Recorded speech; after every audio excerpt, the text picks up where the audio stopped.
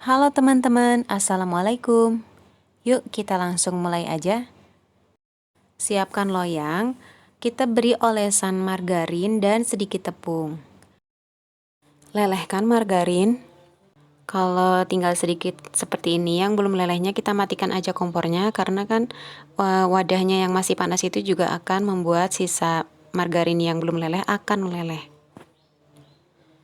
Oke, setelah selesai kita sisihkan dulu.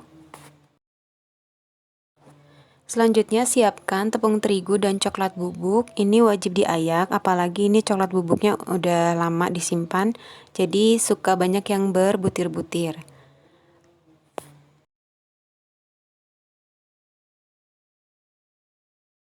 Selanjutnya ini yang saya lakukan itu teman-teman gak usah lakukan kalau telurnya itu memang sudah suhu ruang.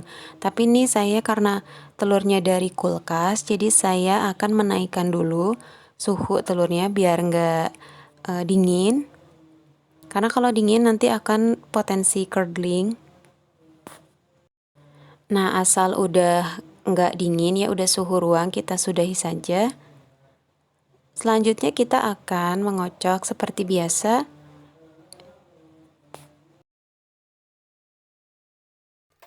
Karena ini telurnya 2, teman-teman perhatikan juga wadah yang digunakan jangan terlalu besar. Nanti kan jadi terlalu ceper, jadi akan sulit mengembang ya. Kalau wadahnya kecil nanti dia akan meninggi dan terkena baling-baling mixernya itu lumayan tinggi.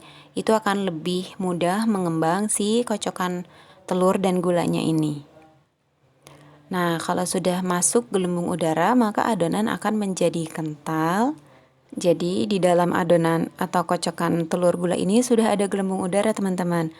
Fungsinya nanti dia akan mengembang saat dipanaskan membuat bolu kita itu menjadi empuk. Oke, kalau pengen tahu berapa lama, saya mengocoknya 3 menit setengah. Tapi beda formula, nanti akan beda durasi pengocokan. Di sini saya pindahkan ke wadah yang lebih besar supaya mudah untuk mengocok atau mengaduk dengan bahan kering.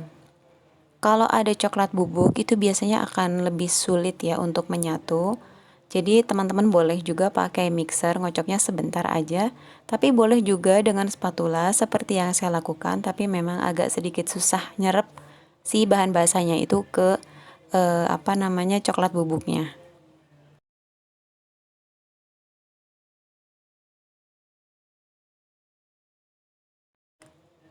Tahap kedua,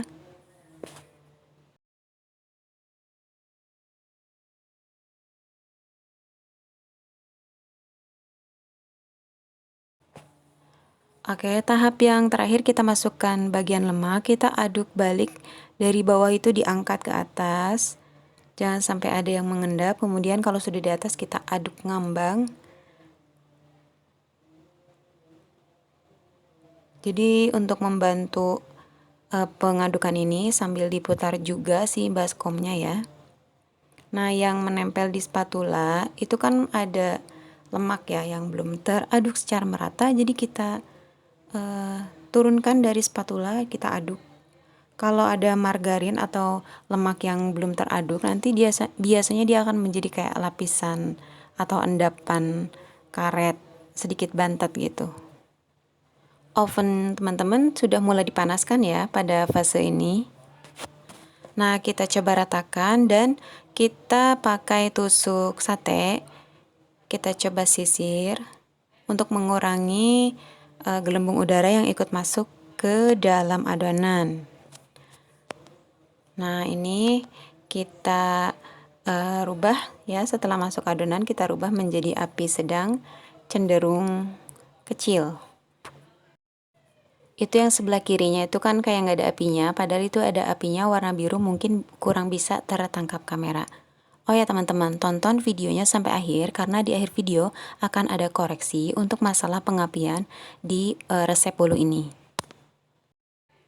Baik, kita panggang di rak bawah kurang lebih 30 menit. Setelah saya cek, ternyata bagian atasnya ya memang masih basah, wajar. Tapi setelah ditusuk pakai tusuk sate, itu bagian dalamnya itu udah kering. Jadi berarti dalamnya udah matang, tinggal mengeringkan bagian atas.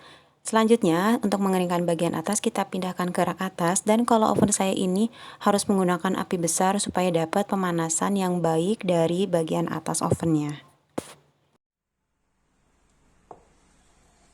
Setelah matang, kita tunggu dulu agak hangat, baru kita keluarkan dari loyangnya dan kita dinginkan sebelum kita potong-potong.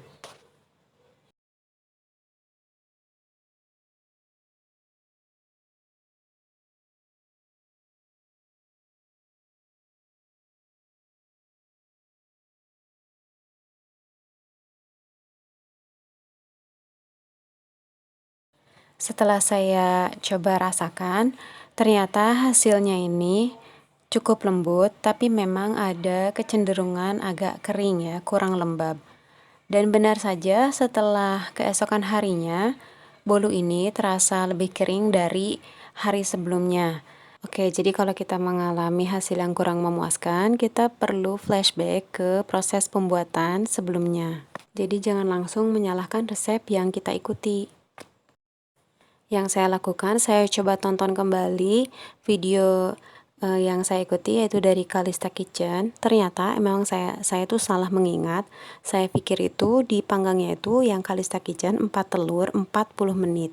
Ternyata Kalista Kitchen itu untuk 4 telur aja cuman 30 menit. Nah, ini saya 2 telur sampai 35 menit, dan itu kan karena suhunya juga di bawah 150 derajat Celcius karena saya khawatir kegosongan. Nah, ketika suhunya itu rendah, maka mengembangnya pun akan lama dan akan terlalu lama di panggangan. Inilah yang menyebabkan si unsur air terlalu banyak menguap, dan ini akan mengurangi kelembaban si bolunya. Baik teman-teman, sekarang kita tahu ya apa penyebab bolu kita itu menjadi cenderung kering. Itu akibat suhunya itu kurang, sehingga bolu kita dipanggang terlalu lama dan unsur airnya itu atau unsur kelembabannya itu menguap terlalu banyak, sehingga bolu kita jadi kering dan seret. Apa solusinya? Kita coba naikkan suhunya sehingga dia akan lebih cepat mengembang dan akan lebih cepat matang, dan tidak akan terlalu lama ada di panggangan. Lain waktu, kalau saya memanggang dengan resep ini, tentu akan saya coba dengan api sedang, bukan api sedang cenderung kecil. Jadi akan lebih cepat matang dan lebih cepat keluar dari oven.